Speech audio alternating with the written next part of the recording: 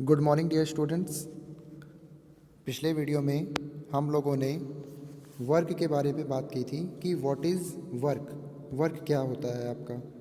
ठीक है, तो जिन भी बच्चों ने पिछला वीडियो मेरा नहीं देखा है वो पिछला वीडियो ज़रूर देख लेंगे, क्योंकि उसमें मैंने वर्क क्या होता है, वर्क का पूरा कॉन्सेप्ट और टाइप्स ऑफ वर्क, यूनिट, सारी चीज़ें उसमें अच्छे से डिस्कस की हैं। ठीक है, तो वो पिछला वीडियो आप देख लेंगे, तब आपका जो वर्क से रिलेटेड जो भी प्रॉब्लम है वो आपकी दूर हो जाएगी। ठीक है ना। आज हम उससे थोड़ा सा आगे चलेंगे। ठीक है, और आगे देखते हैं कि क्या हमें उसके बारे और पढ़ना है, वर्क से रिलेटेड चीज़ें। वैसे तो वर्क से जो भी रिलेटेड कोई भी चीज़ थी, जैसे कि आपका यहाँ साइंटिफिक कॉन्सेप्शन ऑफ वर्क, ठीक है, और उसके बाद में फिर आपका work done by a constant force, ठीक है, ये सारा मैंने आपको ऑलरेडी बता दिया था। ठीक है ना। अब थोड़ा और आगे चलते हैं, देखते हैं इसमें हमें और आगे पढ़ना क्या है इसमें, इसके बारे में। चलिए, ये यहाँ पे तो न्यूमेरिकल है, तो एक काम करते हैं, एक आध न्यूमेरिकल भी लगा लेते हैं, ताकि आपको जो कॉन्सेप्ट उसका अच्छे से पूरा समझ में आ जाए कि फार्मूला क्या है और उस फार्मूले को हम कैसे अप्लाई करते हैं न्यूमेरिकल को सॉल्व करने के लिए। एक एग्जांपल दिया हुआ, हम एग्जांपल से ही समझ लेते हैं। ठीक है, यहाँ पे देखिए एग्जांपल में क्या लिखा हुआ है कि a porter lifts a luggage of 15 kg from the ground.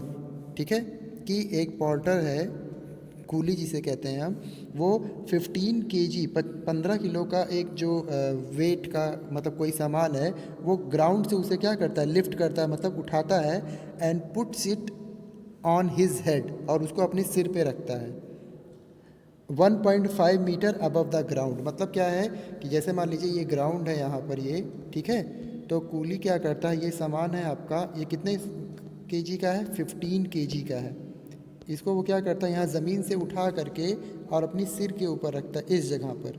ठीक है, और ये ज़मीन और उसके सिर के बीच का जो डिस्टेंस है वो 1.5 मीटर दिया हुआ है, गिवन है ये। ठीक है ना।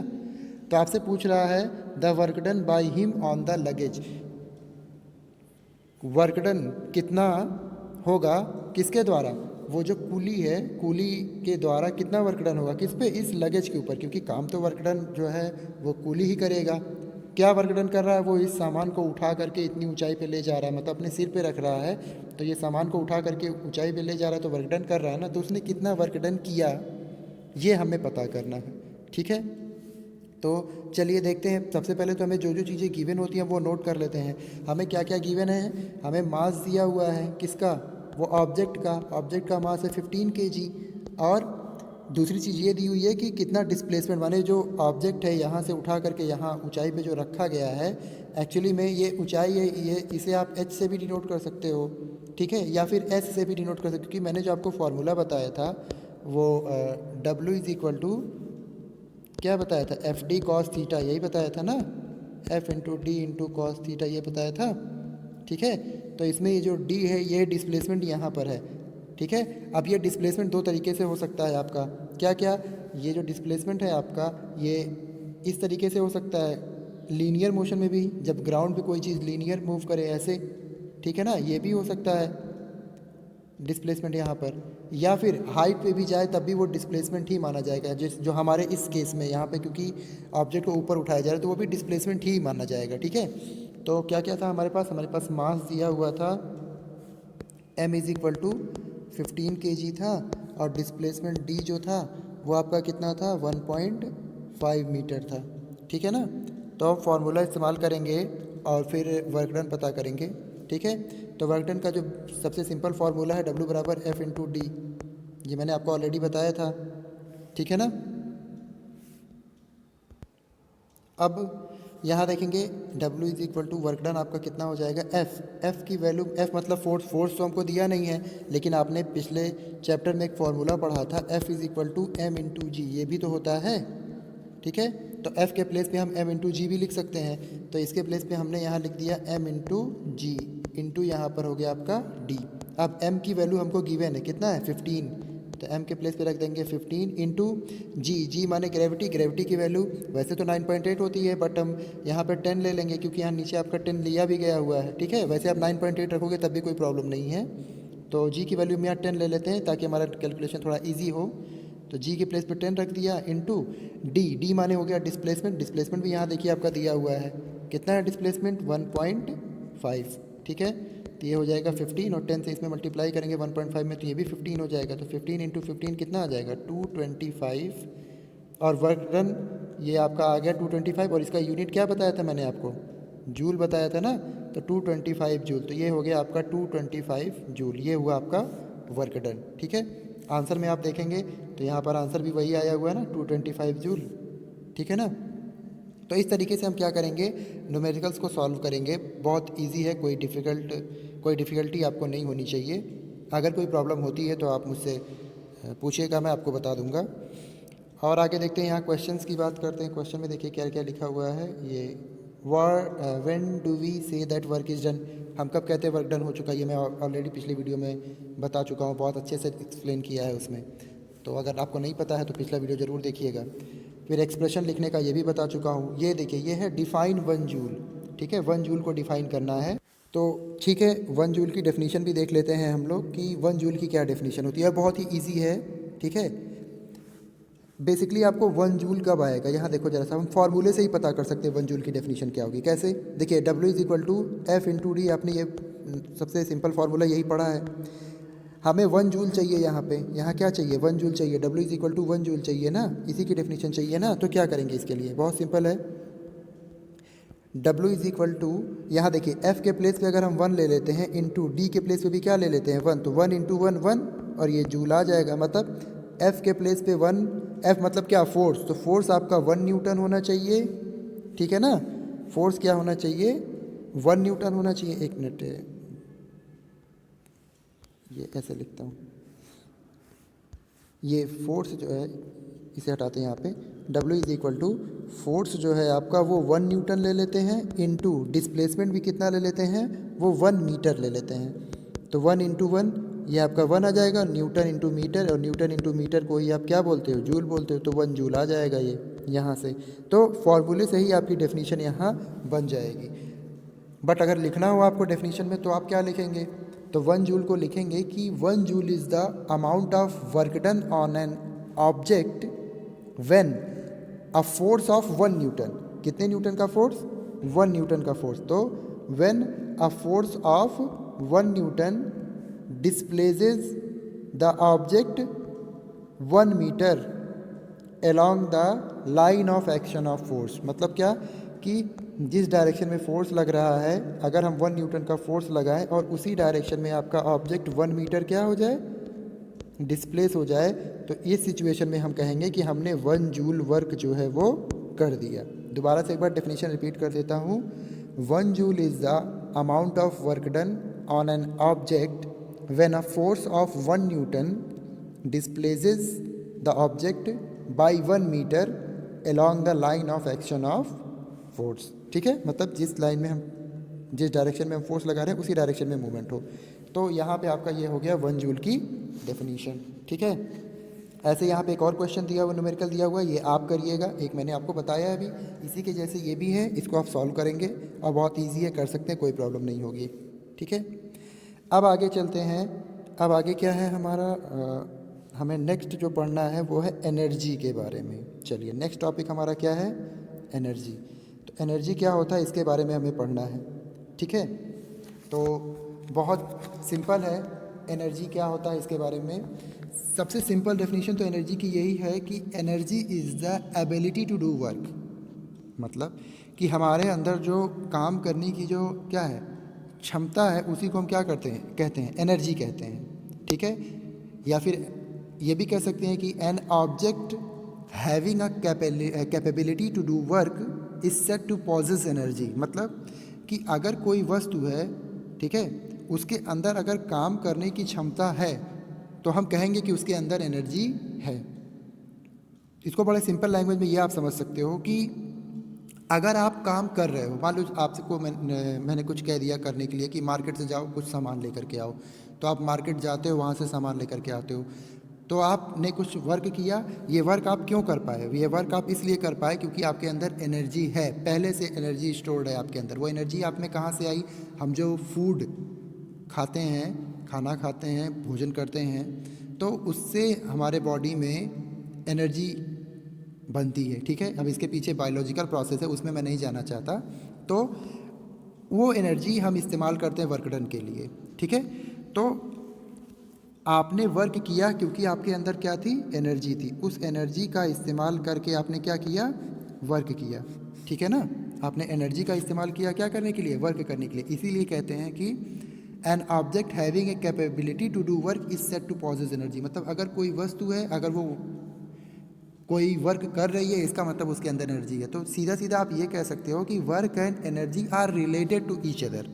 मतलब कि वर्क और एनर्जी आपस में एक दूसरे से रिलेटेड होते हैं, एक दूसरे से जुड़े हुए हैं। कैसे?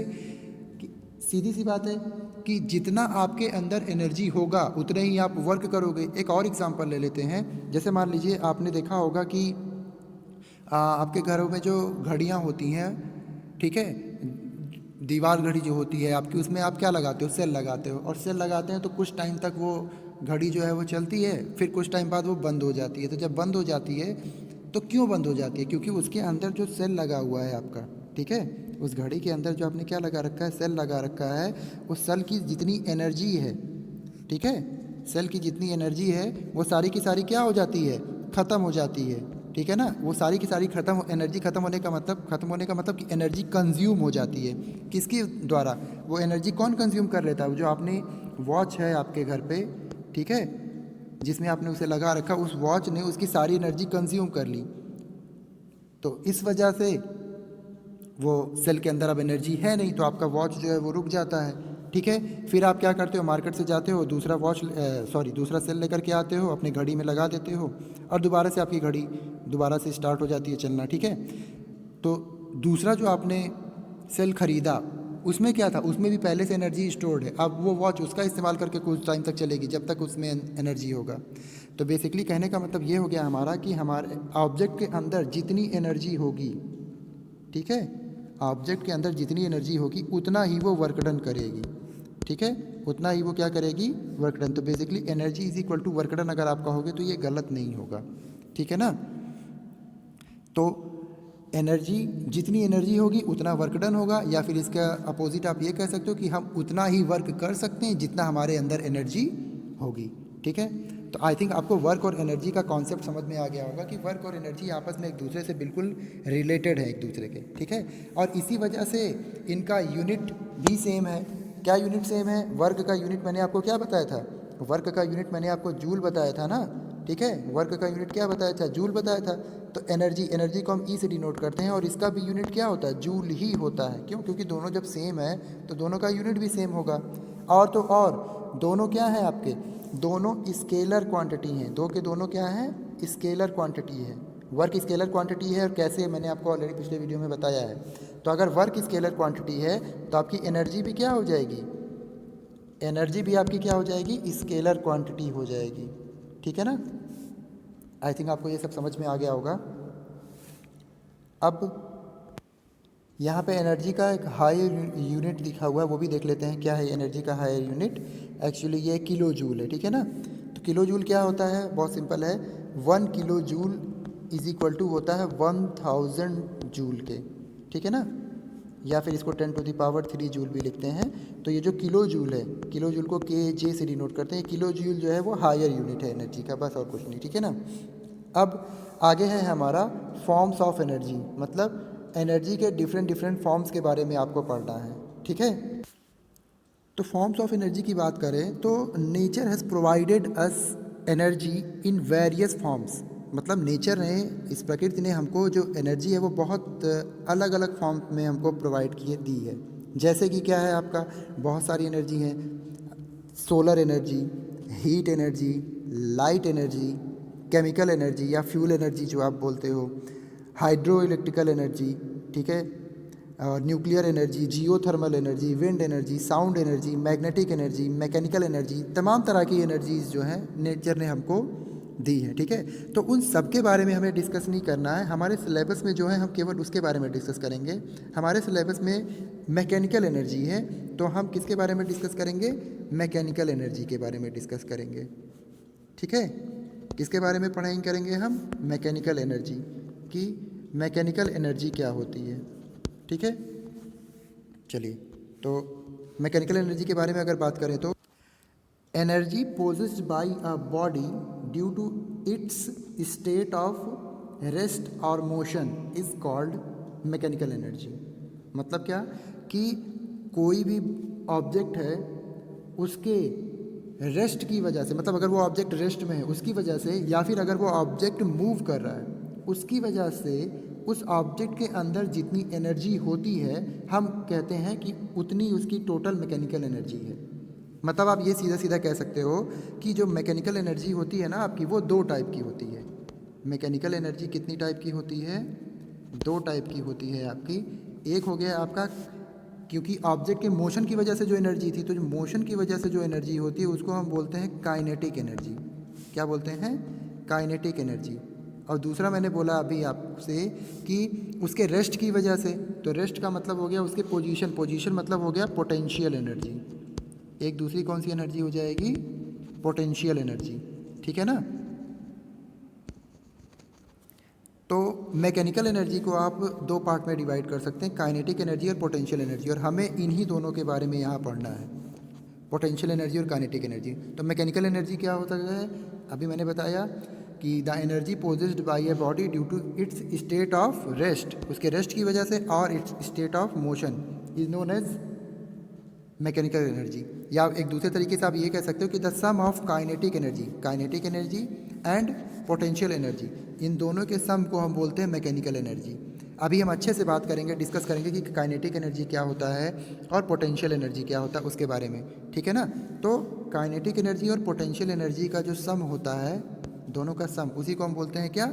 Mechanical energy. क्लियर है ना। अब एक एक करके हम डिस्कस करेंगे, किसके बारे में? काइनेटिक एनर्जी के बारे में और पोटेंशियल एनर्जी के बारे में, ठीक है। चलिए, तो सबसे पहले हम काइनेटिक एनर्जी के बारे में बात कर लेते हैं कि काइनेटिक एनर्जी क्या है। तो काइनेटिक एनर्जी को आप ये कह सकते हो कि the energy possessed by a body by virtue of its state of motion is called kinetic energy. मतलब कि अगर कोई वस्तु है और उसमें मोशन है, मोशन मतलब गति है उसके अंदर, ठीक है, तो उसके गति की वजह से उसके अंदर जितनी एनर्जी है उसे हम बोलते हैं काइनेटिक एनर्जी, ठीक है। मतलब ये हो गया सीधा सीधा कि अगर कोई ऑब्जेक्ट मूव कर रहा है तो उसके मोशन की वजह से जितनी उसमें एनर्जी होगी वही उसकी काइनेटिक एनर्जी हो जाएगी। कैसे? जैसे कोई एग्जांपल ले लेते हैं, सपोज दैट आपके पास कोई गन है, ठीक है ना, और उस गन से आप क्या करते हो? बुलेट फायर करते हो। तो जो आप बुलेट फायर करते हो, तो क्योंकि बुलेट के अंदर क्या है? मोशन है। बुलेट के अंदर क्या है? मोशन। उसकी वजह से उसके अंदर क्या होती है? एक एनर्जी होती है। उसकी वजह से, उस मोशन की वजह से उसके अंदर क्या होती है? एक एनर्जी होती है। और उस एनर्जी की वजह से वो जो बुलेट है जब किसी जगह पे जाके लगती है तो उसको पियर्स कर देती है, ठीक है ना। पियर्स मतलब क्या? उसको उसके अंदर चली जाती है बुलेट, ठीक है ना, उसमें छेद कर देती है, आप ये कह सकते हो, ठीक है। दूसरा एग्जाम्पल, जैसे मान लो दूसरा एग्जाम्पल क्या हो गया कि कोई हैमर माने हथौड़ी जो होती है, जिसे हथौड़ी बोलते हैं, उसको जब हम ऊपर उठाते हैं और उसके बाद में फिर नीचे गिराते हैं, मतलब हैमर जो आपका है, ठीक है, जैसे मान लीजिए आपके पास सपोज दैट कोई हैमर है ऐसे, ठीक है, मेरी ड्राइंग इतनी अच्छी नहीं है तो उसके लिए आई एम सॉरी, हैमर है और यहाँ पे सपोज दैट कोई नेल है ऐसे, ठीक है। तो ये हैमर को जो हम यहाँ पे इस पे गिराते हैं तो वो नेल, मान लीजिए अगर यहाँ कोई ग्राउंड है, ग्राउंड में या कहीं वुड है या कोई और चीज़ है, कोई ऑब्जेक्ट है आपका, ये वुड है सपोज दैट, तो जब इस हैमर को हम ऊपर से नीचे यहाँ गिराते हैं तो ये नेल जो है वो इसमें वुड के अंदर चली जाती है ना, ठीक है। तो क्यों वुड के अंदर चली जाती है? क्योंकि आपने इसको ऊंचाई से यहाँ नीचे लेकर के गए, तो जब आप ऊंचाई से इसे नीचे लेकर के जा रहे हो तो इसके अंदर क्या हो रहा है? मोशन हो रहा है। क्या हो रहा है? मोशन। और मोशन की वजह से इसके अंदर काइनेटिक एनर्जी आ जा रही है। काइनेटिक एनर्जी को हम K.E या फिर सिंपली K से ही डिनोट कर देते हैं। तो इसके मोशन की वजह से इसके अंदर काइनेटिक एनर्जी आ रही है, और उस काइनेटिक एनर्जी जब हम इसको, इस नेल मतलब ये जो कील है, कील के ऊपर मारते हैं तो वो काइनेटिक एनर्जी ट्रांसफ़र हो जाती है किस में, इस कील में, और उस काइनेटिक एनर्जी के ट्रांसफ़र होने की वजह से ये जो कील है वो यहाँ वुड के अंदर चली जाती है। तो आई थिंक आपको समझ में आया होगा कि काइनेटिक एनर्जी का कॉन्सेप्ट क्या है। काइनेटिक एनर्जी का कॉन्सेप्ट ये है कि जब भी कोई ऑब्जेक्ट मोशन में होता है तो उसके मोशन में होने की वजह से उसके अंदर एक एनर्जी होती है, उसी एनर्जी को हम बोलते हैं क्या, काइनेटिक एनर्जी। एक और बात आप ध्यान रखेंगे, आपने पहले भी पढ़ रखा होगा कि energy can neither be created nor destroyed, मतलब एनर्जी ना तो उत्पन्न की जा सकती है और ना ही नष्ट की जा सकती है। हम बस क्या कर सकते हैं, एनर्जी का ट्रांसफॉर्मेशन मतलब कि एनर्जी को एक फॉर्म से, ठीक है, वन फॉर्म से, ये फॉर्म है, one form to another form, ठीक है, हम एनर्जी को एक फॉर्म से केवल दूसरे फॉर्म में चेंज कर सकते हैं। एनर्जी ना तो क्रिएट की जा सकती है और ना ही डिस्ट्रॉय की जा सकती है, उसका केवल ट्रांसफॉर्मेशन हो सकता है, ठीक है। आगे हम इसके बारे में और डिस्कस करेंगे। तो आई थिंक काइनेटिक एनर्जी आपको अच्छे से समझ में आया कि काइनेटिक एनर्जी क्या होता है। अब इस पे, ठीक है, आपका एक डेरिवेशन है कि काइनेटिक एनर्जी जो मैंने अभी आपको बताया कि के से डिनोट करते हैं, हम किससे डिनोट करते हैं, के से। ये के इज इक्वल टू एक फार्मूला है आपका हाफ mv²। अब ये फार्मूला ड्राइव करना है हमें, ये आपके सिलेबस में है, ये कैसे ड्राइव करना है ये हम अपने अब नेक्स्ट वीडियो में बात करेंगे, ठीक है ना, क्योंकि अगर उसे अभी मैं बताऊंगा तो वीडियो काफ़ी लंबा हो जाएगा। तो k is equal to half mv², ये जो फार्मूला है इसे हम नेक्स्ट वीडियो में ड्राइव करेंगे, ठीक है। तो आई थिंक जितना भी मैंने आज आपको पढ़ाया सब आपको अच्छे से क्लियर हुआ होगा। अगर कोई डाउट होगा तो आप मुझसे डेफिनेटली पूछ लीजिएगा, ठीक है। अगर आपको अच्छे से समझ में आया है तो वीडियो को देखिए, उसे लाइक करिएगा और चैनल को सब्सक्राइब करिएगा, ठीक है। ओके।